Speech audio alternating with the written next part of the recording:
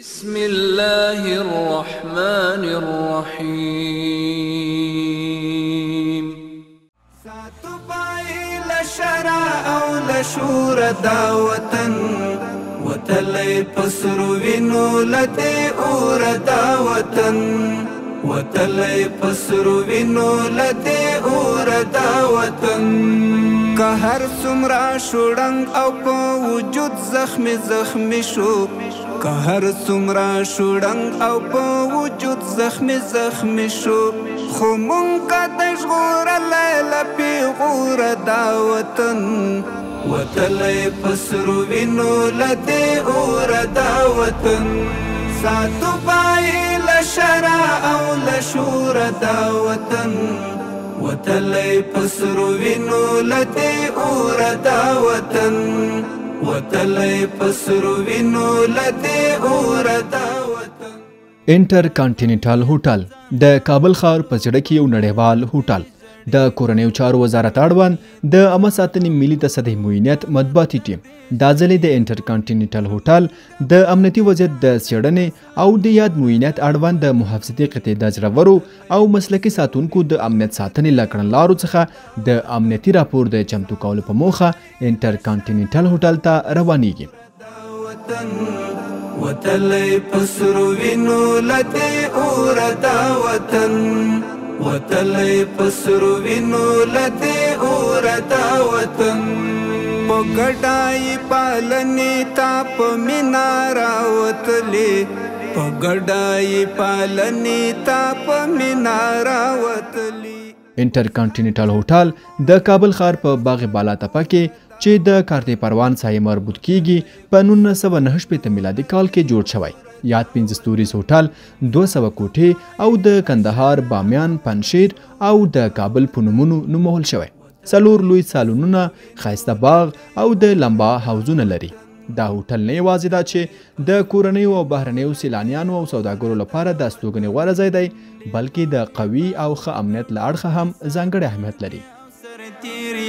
ډیر پام یې په وګړو کړه ساتونکي او سرتیریا ځپلی د جګړو د نړۍ له ګوټ ګوټ څخه افغانستان ته اکثره راتلونکي میلمانه د انټر کانټیننټل هوټل د ارامۍ او خوندي فضا ستاینه کوي، ځکه چې د یاد هوټل د امنیت ساتنې مسؤلیت د کورنیو چارو وزارت اړوند د عامه ساتنې ملي تصدۍ معاینت د مجهزو او مسلکي ساتونکو پر غاړه دی.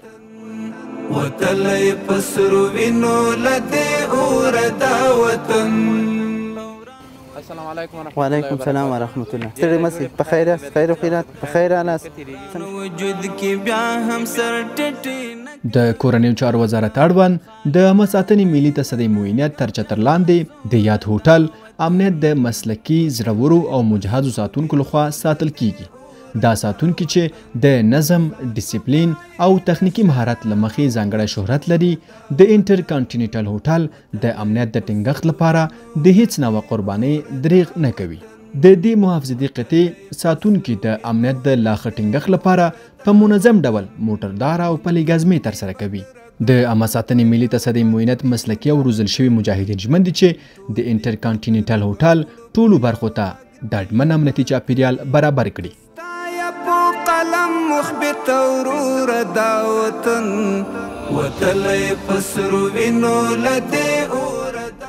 د دې هوټل مسؤلین د عامه ساتنې ملي تصدۍ معاینت د ساتونکو له مسلکي برخورد، د امنیت ساتنې او ژمنتیا څخه خوښ دي.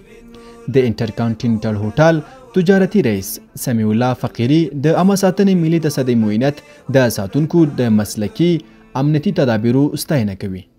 لکه څنګه چې دا نو یوه ورځ څرګنده ده د انټر کانټیننټل هوټل د 1990 کال نه را په دې خواته تقریبا 55 کاله کېږي د یو 15 ستوریز هوټل په کچه فعالیت کوي.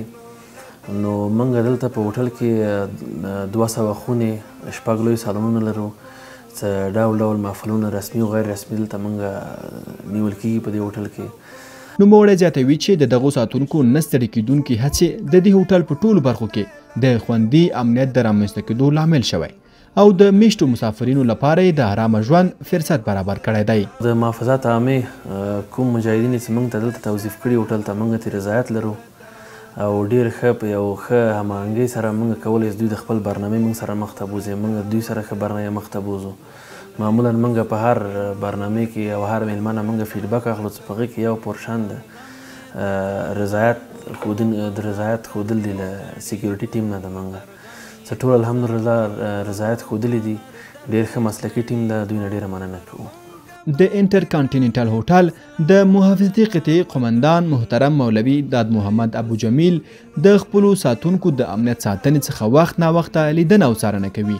نوموړی زیاتوي موږ خپلو ټولو مشرانو، هیوادوالو او د دې هوټل مسؤلینو ته ډاډ ورکوو چې د انټر کانټیننټل هوټل د امنیت ساتنې لپاره یې ساتونکي شپه او ورځ په نه ستړي کېدونکي ډول د امنیت ساتنې مسؤلیت ته ژمن دي. الحمدلله زموږ مجاهدین مسلکي او تخنیکي روزنه ورکول سوې ده او عامو هیوادوالو، مراجعینو او خارجي میلمنو ته دا ډاډ او اطمینان ورکوو چې تاسې خپل مراسم دلته د امنیت په فضا کې ترسره کولی شئ او خپلو مشرانو څخه هم منندوی چې زموږ د مجاهدینو اکمالات یې کړي دي په هر راز کې، په هره برخه کې او هغوی ته هم دا خپلو مشرانو ته اطمینان او ډاډ ورکوو چې الحمدلله زموږ مجاهدین ویښ او ځیرک بیداره دي. تر دا صحنې پورې کم امنیتي پیښه هم نه لرو. د عامه ساتنې ملي تصدۍ معاینت زړورو او مسلکي ساتونکو خپلې هڅې څو برابره زیاتې کړي تر څو د هر ډول شرایطو پر وړاندې خپلې امنیتي دندې په مسلکي ډول ترسره کړي او وکولی شي چې یو ارامه، باوري او باثباته امنیتي چاپیریال په هیواد کې د خصوصي سکتور، ملي او نړیوالو پروژو لپاره برابر کړي.